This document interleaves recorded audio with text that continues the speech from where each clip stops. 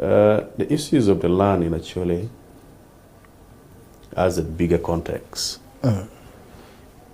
One, you mentioned the Balalos. Balalos are very unclear settlers. And not that we, the people of Acholi, do not want other people to come, buy land and settle with us. We want. Just like me and you, who could be in Kampala owning land, they can also do the same. But the biggest question is, what is intention? And what quantity of land do you intend to have?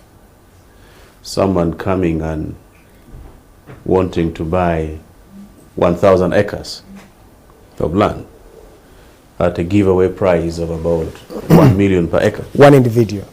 One individual. And connives with the poor, vulnerable person in the village who looks at such kind of amount of money like too big and gives him land. Not only one person, there's an exodus entrance coming for land there, particularly in the areas of Amoro, Noya, you know, it's too rampant.